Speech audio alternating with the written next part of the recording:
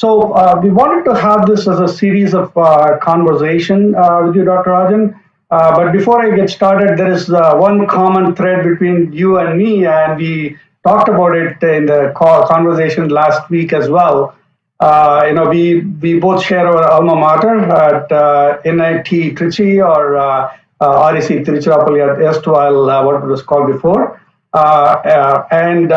One of the things, striking thing about the discussion we had before was that while you have such an illustrious educational background and your corporate career as well, and the transition to being a public servant has been phenomenal. And the words that you used then was it is not about your educational background and your degrees and the fact that you are an MLA. It is all about the results that you deliver, right? And so with that as the starting point, you have been a very vocal proponent of discussing and talking about the creating a more free economy and financial structures in the country and for the overall growth. And the concept of cooperative federalism is a very dear to your heart. And so I wanted to talk about are there things that are missing in the Indian structure where there are disparities between states and within states itself, and whether that is really impacting the overall growth of the economy. So we wanted it to be a free-flowing conversation. So we want to touch on themes around that, and obviously the GST, which you are a part of. We wanted to touch on your role as a human resource minister as well. So we'll start with your thoughts on cooperative federalism and how what is causing the friction and the growth itself. So over to you, Dr. Rajan. You're on mute, I think. Thank you very much. First of all, thanks for inviting me. Thanks for the very kind introduction. I was very impressed to hear the Vice Chancellor's statement of how far you have come in such a short time. I completely agree with him and with you that centers of excellence and the development of a culture of professionalism, of standards and thresholds is crucial to the progress of any economy. So I think you're doing a very important job, and I commend that. As far as the topics you said, well, there are many hours worth of debate on that. So maybe let me just start by putting it in context, right? I mean, what do we mean by federalism? At some level, federalism for people like us who come of the Dravidian philosophy is the natural extension of things. We start with the notion of self-respect. We say that society should not determine whether an individual is up or down in some hierarchy based on caste or class or money or something.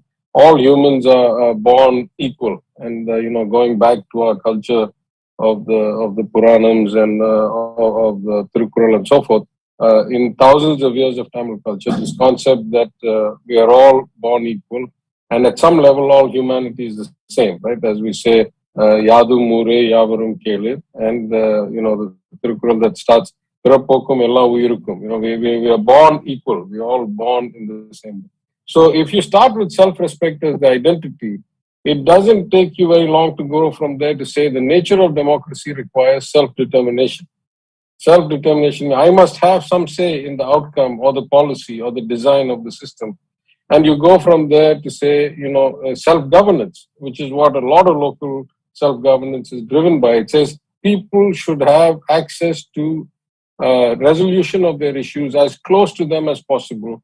Yesterday, I was at a seminar at the NCAER with Mr. N.K. Singh, the former chairman of the 15th Finance Commission, and he said this residual rights always go down. Whatever is not prescribed always goes down to the lowest level. Is a feature of federalism. So under that setup, I would say that if you go from self-respect to self-determination to self-governance, federalism is a very clear extension of that. And that's why for the longest time we've been talking about. What do we mean by federalism? We mean let from the revenue management, generation, distribution, taxation policy to the prioritization of spending to the design of school curriculums or entrance exams, to the priority given to this benefit versus another benefit. Let all this reside as close to the people as possible. That's how the Constitution is written in some way. Things like sewer, garbage, roads, lights, water supply are all subjects of the local bodies, of the corporations, of the panchayats, because surely every village is different, every city is different. So if you start moving up from there, then, the Constitution prescribes a state list, a central list, a concurrent list.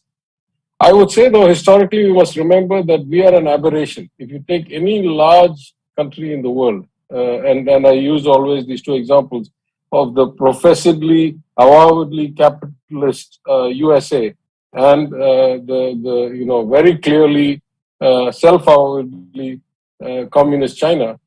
In both of these extremes, you'll find that the devolution of powers is much, much more to the lower levels of government than we have in India. Right? Like in China, banking licenses are given by province.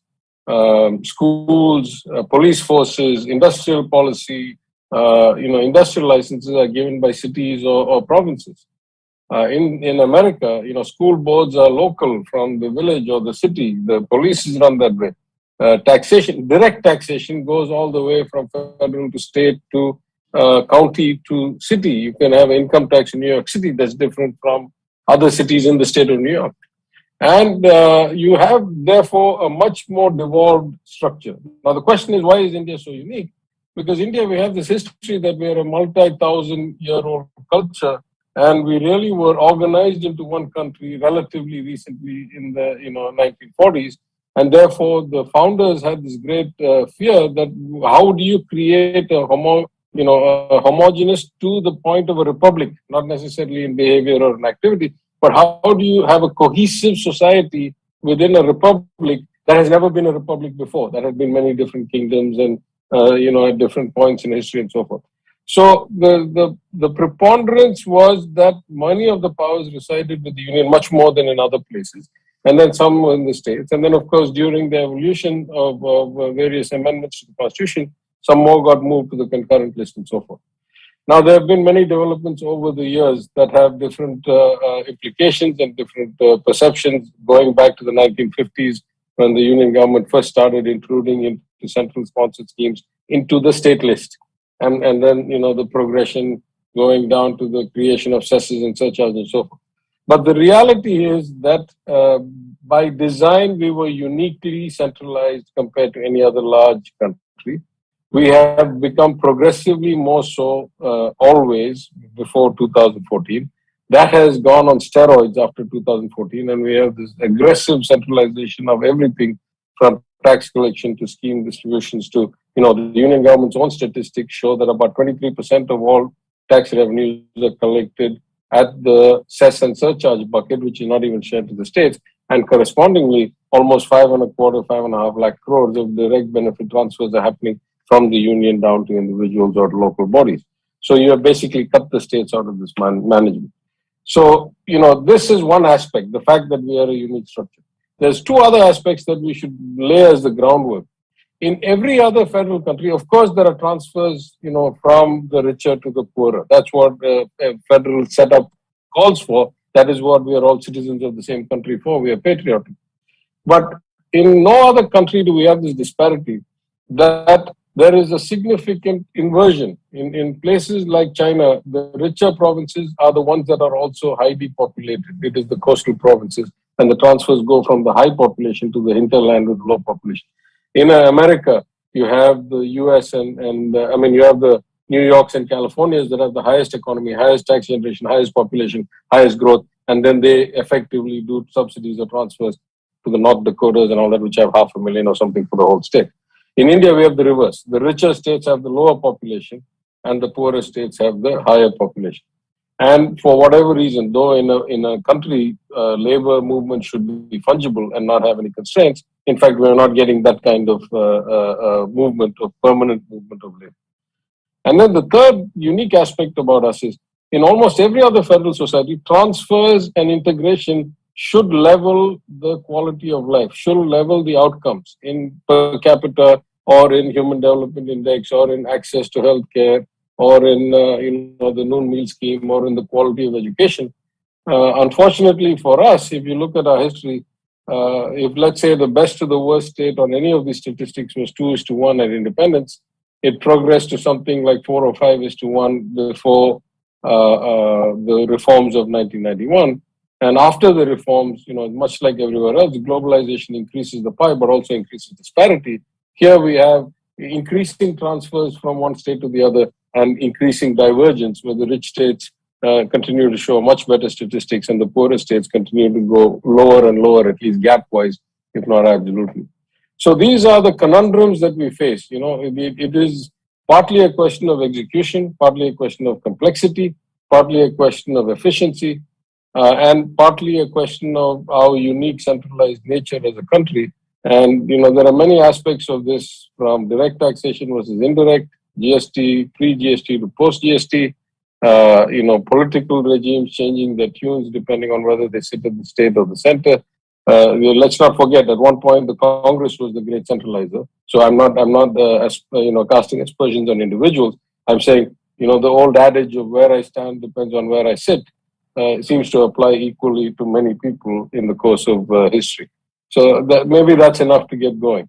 Dr. Rajan, I want to quickly respond to what you just said. While I agree with what you said, would you like to reflect a bit on the COVID-19 situation and how a crisis of that magnitude that has affected, let's say, the world at large, where a quasi-federal country like India, KC, where a very distinguished political scientist talked about India being a quasi-federal structure, where we are federal in structure and unitary in spirit, and it has the opportunity for us to become fungible depending upon the situation. The constitutional framers were conscious of that, and you rightly refer to that.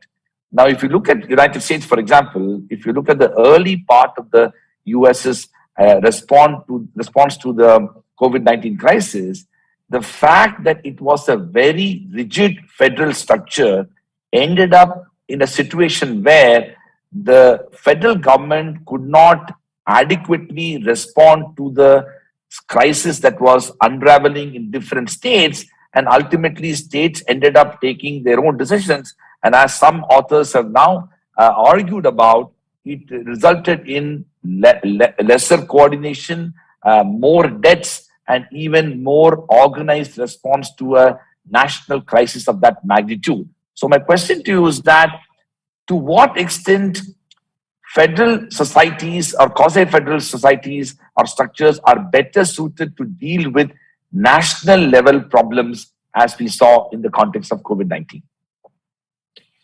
Yeah, that's a very good question, but I might answer that. You will find me more on my original point than otherwise. Let me give you two examples. In fact, if you look at the rate of infection or the ability to provide treatment, it varied dramatically. Because you see, when you have a pandemic, the underlying factors cannot be changed very quickly, meaning how much medical infrastructure do you have, how many doctors do you have, how many primary health centers do you have. Those things cannot be changed in 1 month or 6 months or 1 year.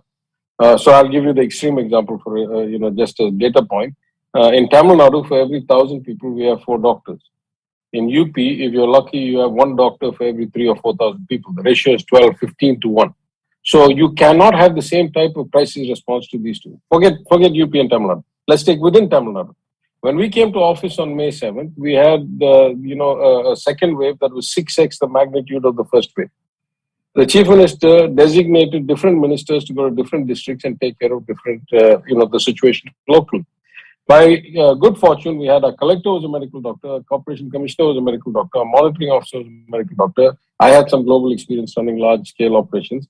And my fellow minister in Madurai, commercial tax minister, had very good ground connectivity in the village and so forth.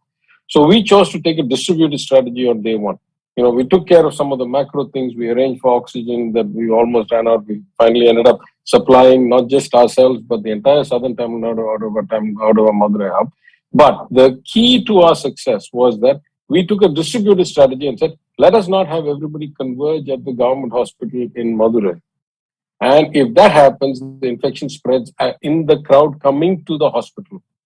So we got 4,000 women self-help group volunteer members, and we set up in every panchayat a 10-bed mini treatment center, in every district union 50 or 100 bed, supplied oxygen and concentrators there, and improved the test throughput so that no sample would need more than 12 hours to get a response. Staggered the batching of the tests coming in so that not all of them came in at 10 a.m. We did a whole lot of basic operational things. Why I'm saying that is, in Madurai district, the new infection rate went down from about 1,500 a day around May 15th or 18th or May 20th, down to less than 200 a day within 3 weeks because we took a distributed strategy. In Coimbatore district, it stayed above 1,000 for weeks and weeks. It took us almost till the end of June, early July to bring it down even to like 3 digits, because by the time they started attending to it, it had already spread into the rural villages in ways that simply you could not control. What we did was we prevented it. We had these volunteers go house to house, find people with symptoms, because it became clear that this new variant compared to the second one, the sooner you treated it, the sooner you gave the symptom alleviating drugs, the sooner you supplied the oxygen, the more likely the patient would get over the hump. The old one would take 1 week or 2 weeks to settle in, and then the worst spike would come. Here it was coming in the first 3 days, 4 days. So from something as simple as increasing the number of RT-PCR test machines within the centers rather than increasing the centers, we took such a kind of operations research approach, shall I say, that in our district, we were able to do 1,500 to 200 in less than 3 weeks. That's what federalism means to me. That's what it says. Bring local conditions, local self-governance, local talent, local issues to bear, and you can get the outcome that you want. Now, if you look at the reverse of that, we were the ones to argue that when you have only 2 or 3 vaccine manufacturers in the entire country, and everybody's short vaccines, and the global manufacturers are also in a huge kind of imbalance of supply and demand, it makes no sense to tell the state, you each go and try and find your own tender and your own contract. It's a close to a monopoly, oligopoly situation. Having 32, 40 buyers when there are only 2 sellers doesn't really act as an efficient market.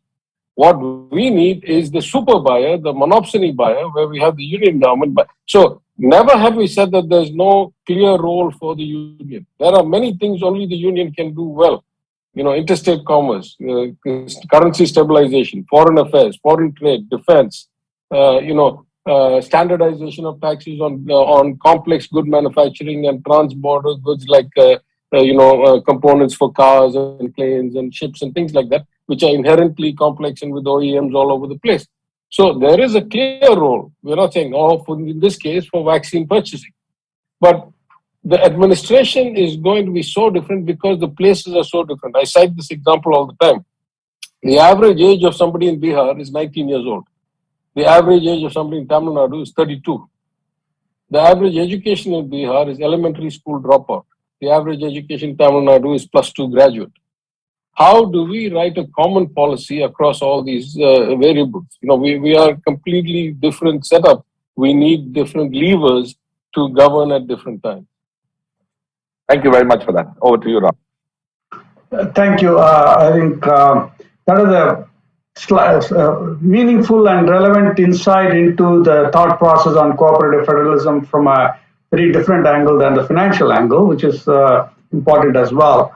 But I want to flip back into the aspects of growth and economic growth. And in your own white paper, Dr. Rajan, which released a few months back, while you had talked about the distressed state of the financial situation in your state, in the I think the appendix or somewhere you talked about the fact that the industry and the services have failed to fire and grow. I think that's the word that you'd use, and rapidly enough, right? So are there specific programs that is being considered within your state along with the rest of your Council of Ministers to address that specific area? Because that's going to have some implications in terms of how even the rest of the states in the union is going to look at that and see if there are some learnings and lessons from that process.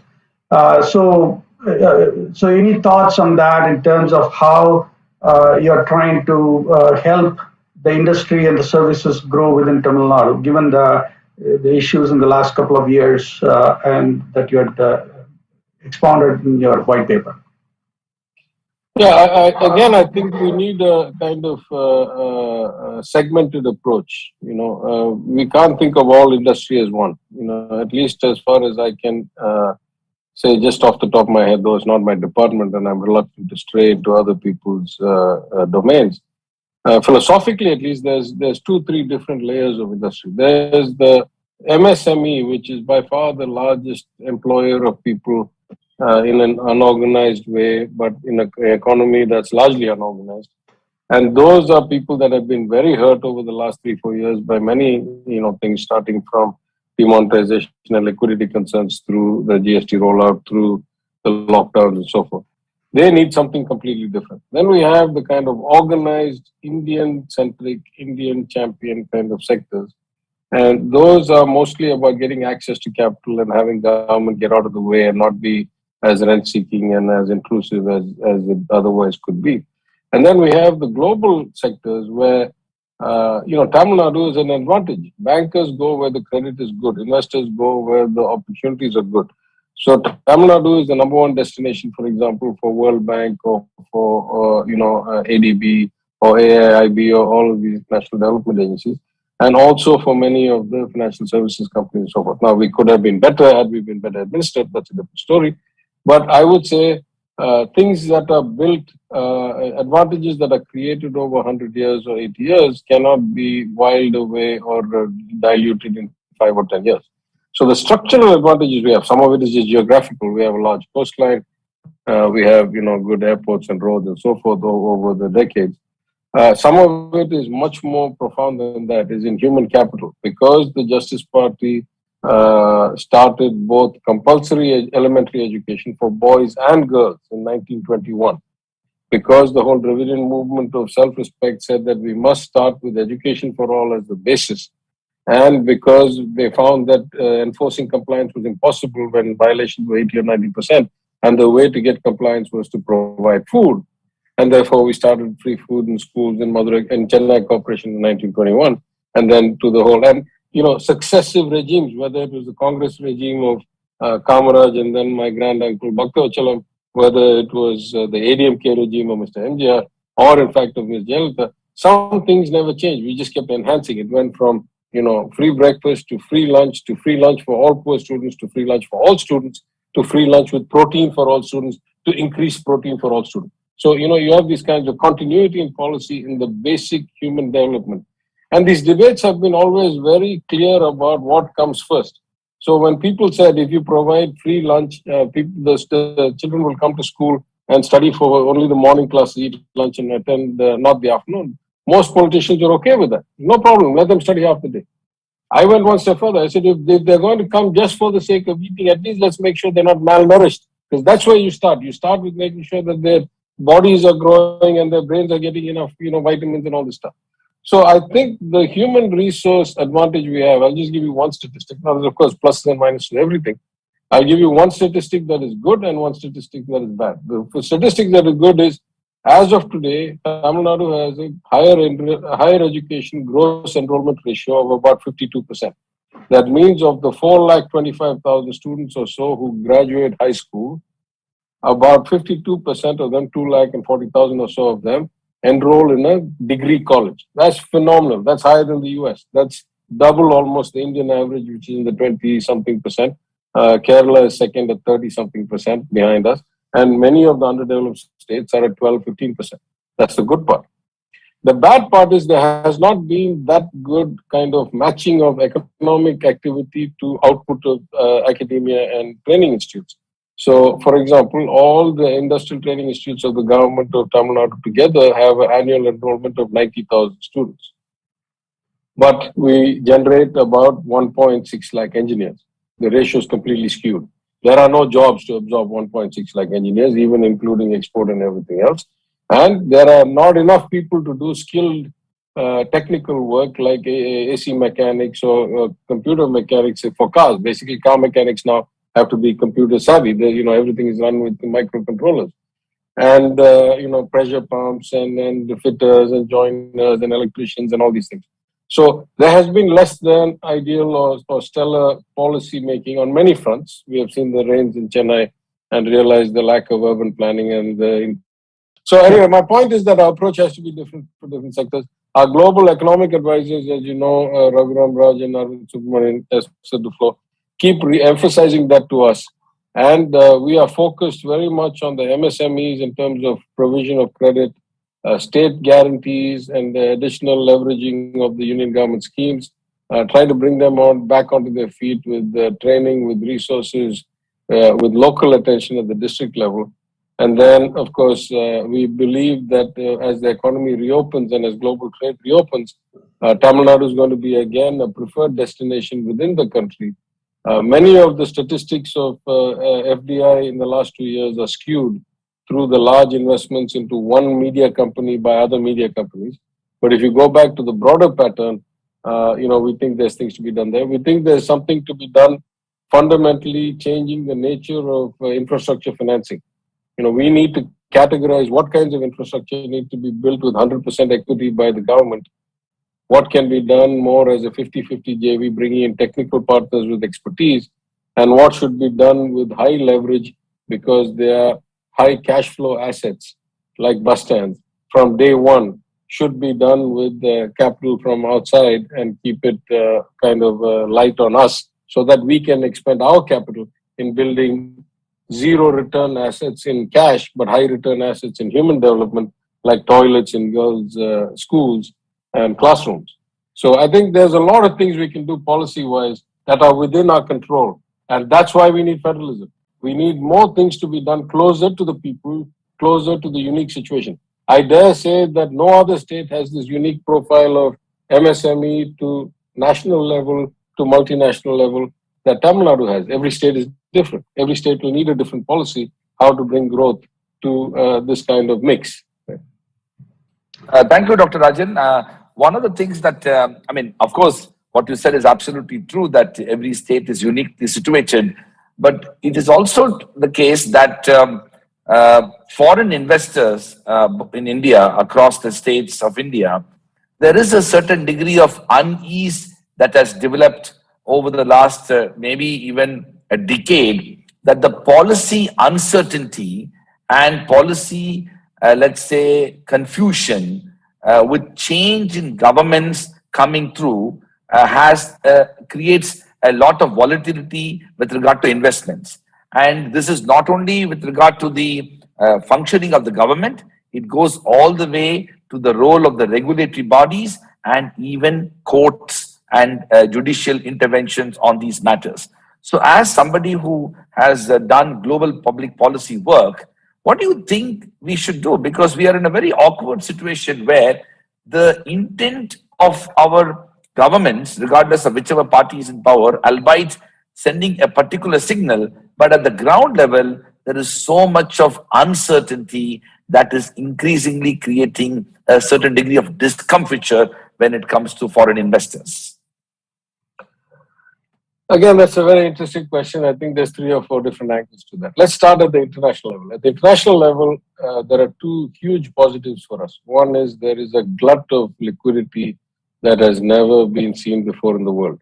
Right? Much of the excess liquidity of trillions of dollars that was pumped in by the developed countries' banks after the global financial crisis was not fully withdrawn before the pandemic hit. And then there was a huge amount of fiscal stimulus after that, plus more quantitative easing, plus more Reserve Bank, the central bank of every country, liquidity generating. So we are awash in liquidity, as compared to any other point in history. There's probably, as a percentage of the world's GDP, there's huge amounts of liquidity floating around the system. We see the impacts of that in stock market valuations and IPO pricing and real asset valuations even around the world. So that's a good thing in the sense that there's so much money, everybody's looking for something. The second is that, pre-pandemic, the China trade kind of frictions, and post-pandemic, the reliance that the realization that you can't be over-reliant on one supplier have created a room. And I would say, though I'm not directly involved in the markets these days, I have never seen the demand for India risk at a global level that we are seeing today. So that's the positive. Now come to the point, the policy point you said. Of course, at some level, the sovereign is the fundamental basis of all risk calculation. So if the union government's policies are a bit sometimes inward-looking, sometimes external-looking, and imbalanced. On the one hand, you say make in India for export and drive the agenda. Then on you say no, Atmanirbhar, I won't allow imports. No country is that silly that they'll allow you to keep on exporting to them without you taking their goods. So you have a problem of policy imbalance, which is going to be, a bit give misapprehension to investors and so forth. I agree with you.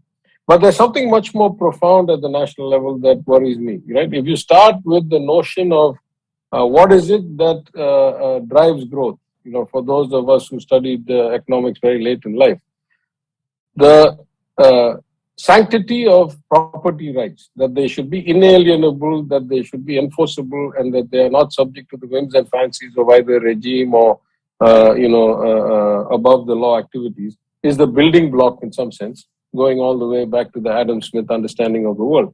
And closely followed by the ability to get timely, predictable, transparent, fair outcomes to disputes, because disputes will arise all the time. In this case, if I was to take that analogy to the market, the reason why places like the US, the total debt market of the US is 80-85% funded from the markets, and only 10 or 15 comes from the banks, is because they have functioning, transparent markets with precedents for what happens when something fails. There are workout mechanisms, there are precedents.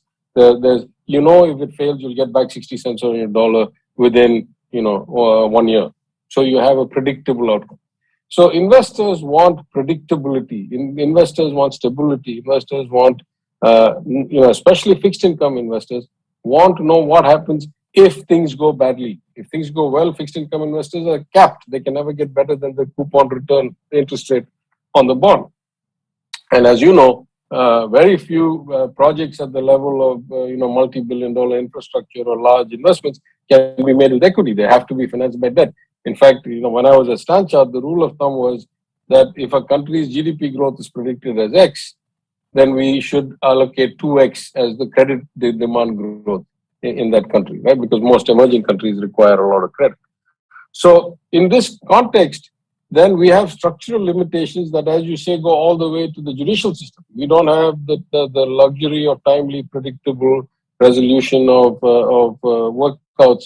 Yes, we have had the introduction of the bankruptcy code, but there's not really a great track record of many things that have happened, because many players in that process are nationalized, from the banks to the asset reconstruction companies to the kind of the large infrastructure companies, some of which are nationalized companies. Then, and there's a lot of political influence, possible at least in theory. Then you have people afraid to take decisions. If I really sell this at 50 cents on the dollar and clear out, will I later have to face accusations of insider dealing? So you have a system that is not designed for transparency. It is designed for subterfuge, and that causes unease. Or is designed for second guessing, and that causes unease. But I'll go past all that and say, still, money needs to find a home, right? I mean, we have only ever been on the side of the capital deficient. Having sat in investment banks and banks for much of my professional career, I've seen the other side of it, and that other side has become egregiously more powerful, right? If you look at the relative ratio of the buy side to the sell side in the last 10 years, that the imbalance has greatly skewed towards the asset managers, the professional asset managers, the mutual funds, the hedge funds, the insurance companies, the pension funds, the people who are managing financial assets. And they need to invest the money somewhere. So you're seeing a lot of strange valuations in a lot of places. I would say at this point, I believe personally that based on my conversations with my former colleagues and based on what we are seeing on the ground, that actually in Tamil Nadu, we are not as worried. Of course, there is a macro risk variable that is dependent on India's credit rating and India's kind of workout systems or lack thereof. But there are projects where we can get the investors so close to the cash flow that we can overcome some of these issues, and we can basically capitalize future cash flows from real assets, and we can get things like infrastructure investors in. And we believe that by next year, we will be in a position. We needed to do some cleaning up ourselves of our administration because we came to power after 10 years. There are a lot of things that had gone to seed. So I had been very clear in my budget speech that I want to have put in an infrastructure that gives me comfort. For example, we are re-examining our whole funding entities and whether they're optimized or need to be restructured, whether we need this many PSUs. So there's a lot of things going on. And once we have that in place, I believe that the global appetite, despite the longer term issues that you point out, I'm not even talking politics, I'm not even talking policy, I'm saying the system doesn't work as well as it should to give investors comfort. But despite that, there's so much liquidity in the world and there's so much need to diversify out of China that we are still in a relatively good place where the positives outweigh the negatives.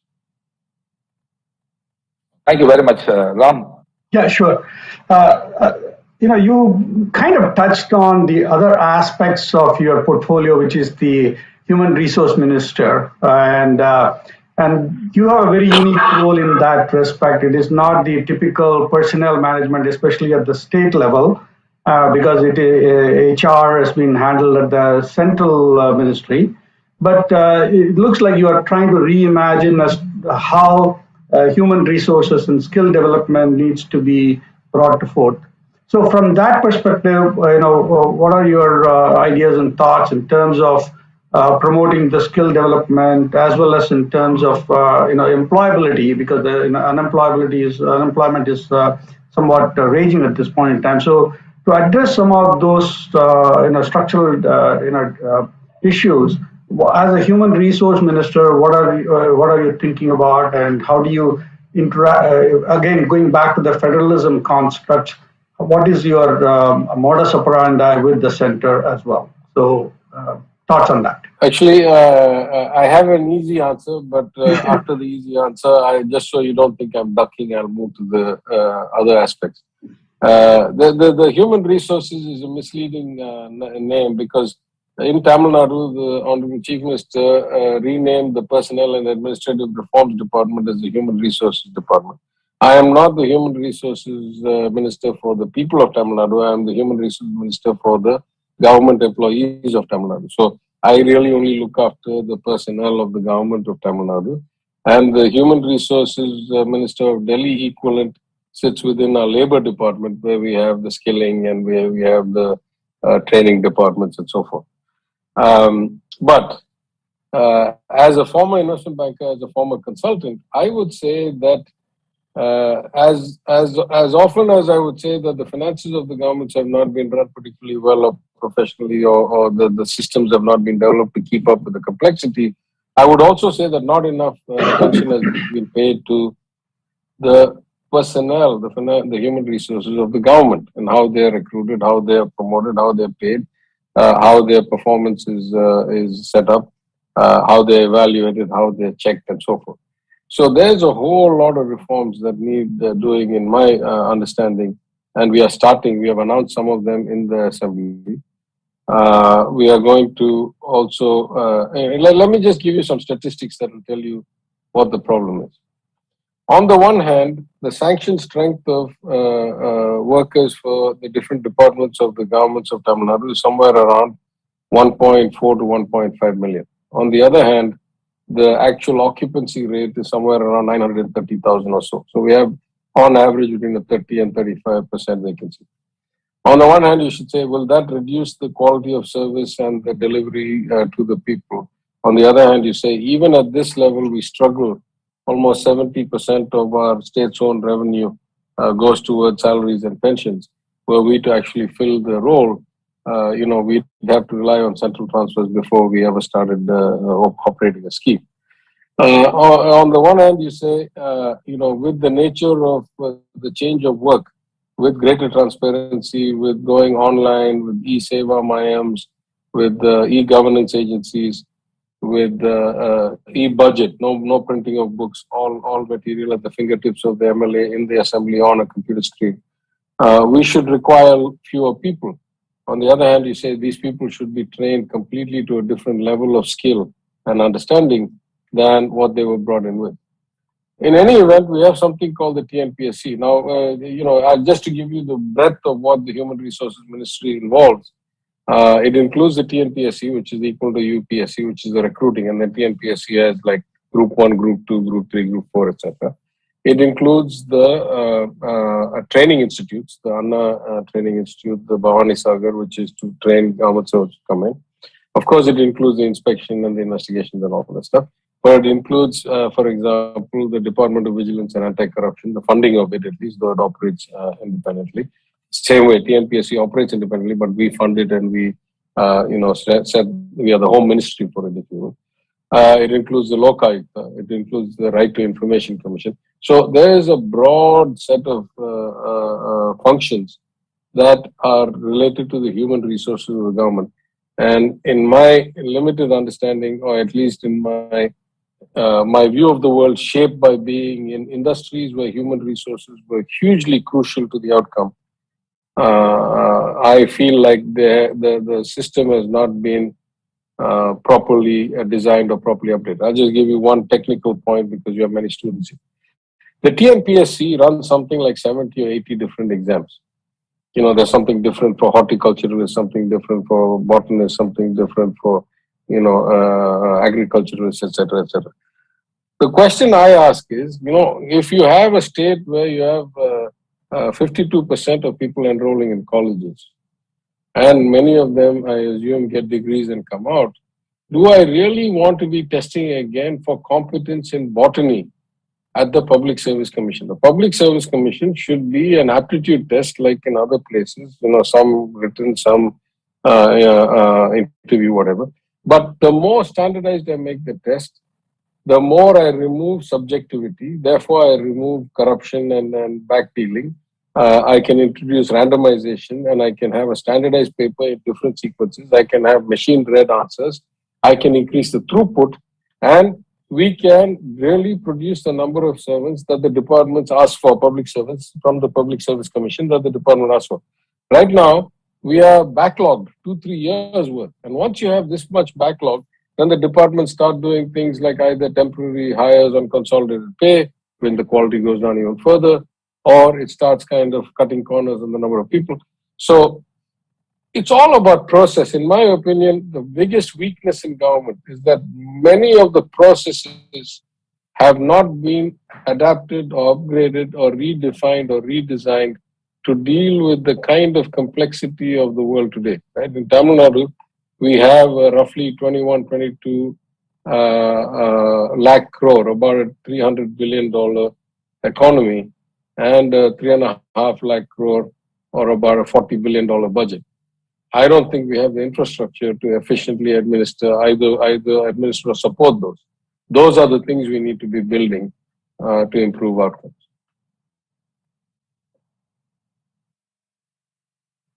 There is another question that is that our Dean, Professor Bharadwaj, is prompted here, and there is a number of other questions as well. I know we are running short of time. I'm sure that we'll run short of time.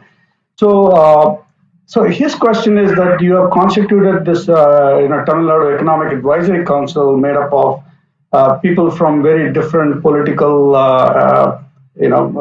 philosophies, whether it is Dr. Arvind Subramaniam, Dr. Agram Rajan, or Esther, Duflo. But the question is, in general, whether it is in Tamil Nadu or in broader India construct, do we need to have more learnings from academics? While there has been a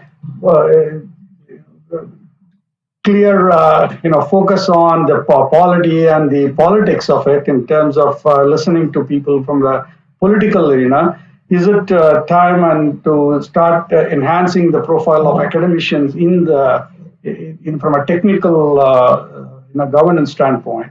Is there a role for that, and what are your thoughts on that? Yeah, let me just say 3 things quickly so we can take a couple of other questions. One, we purposely found people with different backgrounds and different views. What is the point of having 5 people with the same philosophy? That's nothing. So we got people, and they were very keen that they didn't want this kind of formal every 6 months write a report and then whether action is taken or not. They wanted to have a dynamic. Either we ask whenever we feel like, or suo moto, they tell us whenever they feel like. And as I've said in many places, including an op-ed in the Indian Express in Delhi a few a couple of days back or 10 days back, they have had an imprint on our approach to pensions, on our approach to, old age pensions and disability pensions, on our approach to MSMEs, on our approach. I think we're the only state that has an explicit, several month long bring back to school because COVID may have permanently damaged the relationship between students and school in the 1st to 8th grade program. Many of these things are driven by their advice. And they like that and we like that. They like that they can just pick up the phone and say something or send an email and we act on it. And we like that we can call them whenever we want for what we want. What is our problem today? Do you have a view on that? So I think that is the thing. Of course, we want more technical input. Of course, we have many advisory groups being formed. Of course, we have, the need to take the best, for example, on the GST. One of the leading tax lawyers of the country reached out to me and said, can I set up something and help you? And I said, please do that. So we have something coming over there. I'm taking, inputs from different places. We're going to beef up the data and analytics team. But there's a third component here, which is that even what you think happens doesn't really happen that well. That is, the voice of the polity is not always heard that well in the government. Or for that matter, the actions of the government are not always understood that well in the polity. So, of course, far be it from me, I'd say that, our current Prime Minister and his team are relatively political geniuses.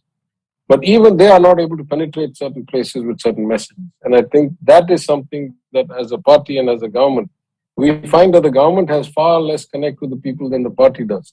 We find that the government gets far less feedback from the people than the party does. And so those are things that I hope to improve. And, first connect the people and the government much more closely and much more frequently and much more with the feedback loop.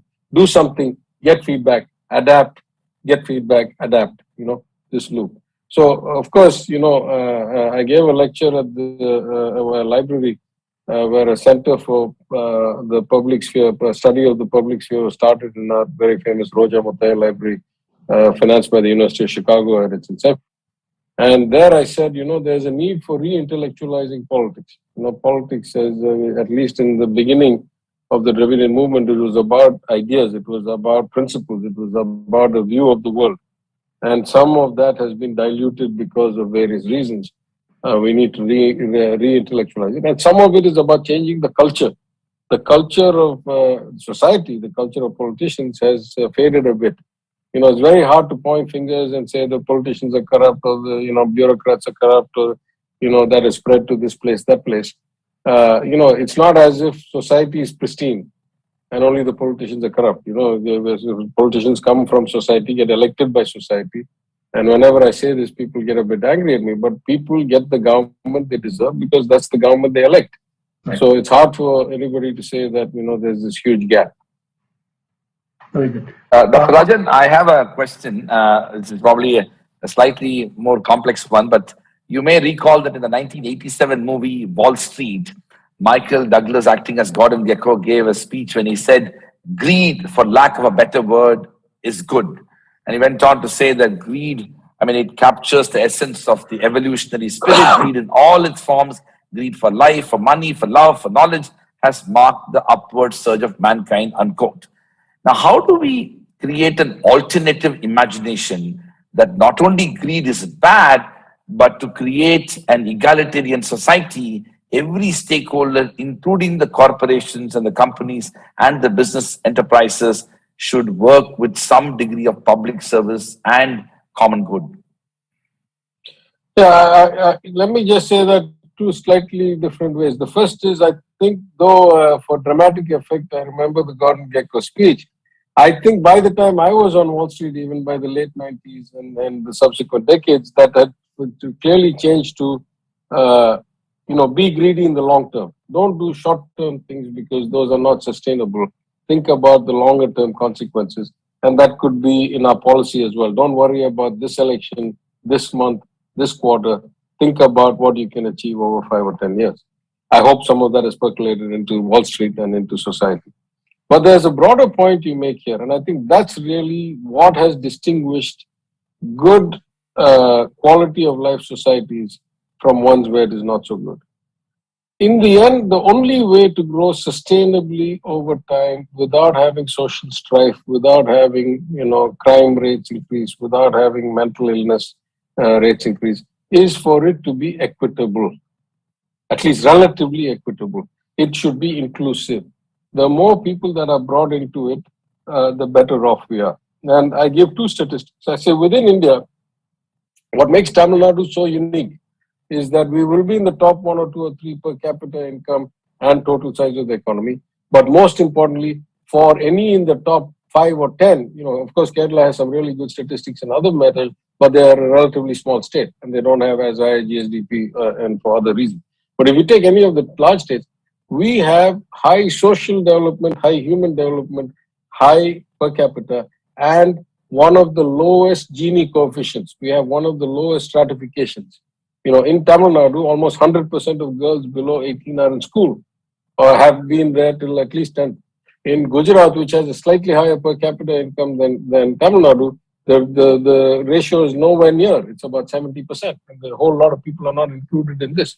And as you know, the long-term predictor of where you end up in life is very much based on how much of the primary education you got, before you got out of school. So in that sense, it is all about inclusiveness. It is all about taking the society along. It's all about, as other people have said, lifting the bottom of the pyramid, because you lift that and everything else lifts. You pull at the top and it doesn't really percolate down to the bottom. And I think that if you look at a global level, societies that have good safety net programs, societies that pay high minimum wages, societies that provide free healthcare, free education, free maternity leave. If you look at Canada compared to the US, certainly the quality of life on average is better in Canada, I would say, at least for the average income person.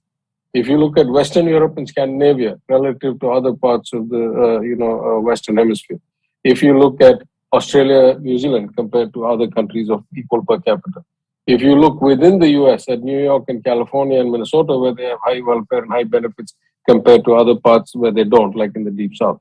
So, it is in society's larger interests that no one gets left behind. Now, of course, I'm a former Wall Street banker. I'm hardly, the most ardent communist or socialist in the world.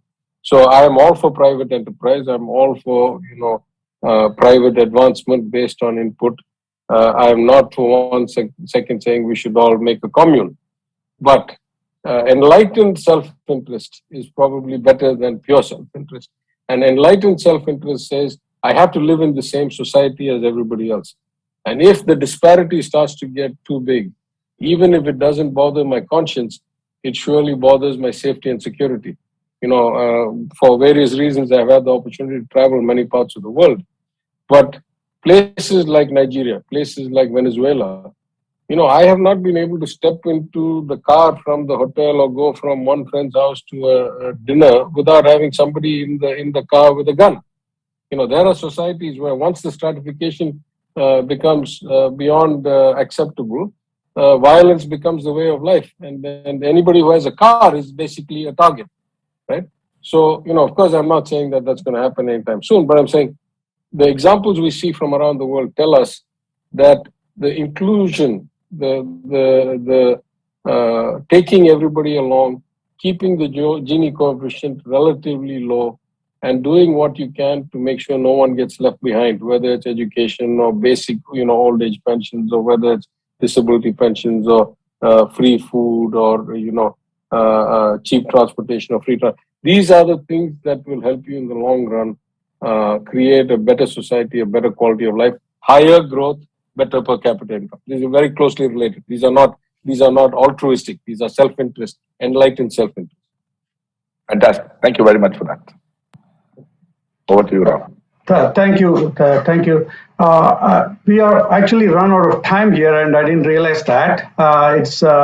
It has been an absolutely enlightening and I would say, albeit very, very short time with you. So to echo what Professor Raj said, we would really love to have you on campus sometime soon when we're planning to open the campus as the situation becomes better. And we would love to have you and come and address our students. There are a lot of folks who are on the different channels for us right now. but we would like to have you in person and talk to us as well. And we would thank you again for your time. I know it's getting late on a weekend, but appreciate your time and namaskaram. Thank you, Dr. Rajan. Thank you. Yeah. Thank you, Dr. Thank Rajan. you, It thank was you, absolutely thank an you. inspiring set of reflections, and I look forward to welcoming you to our campus Definitely. in Sonipat, and of course, visiting Chennai and calling on you. Thank you. Please. Thank you. No problem.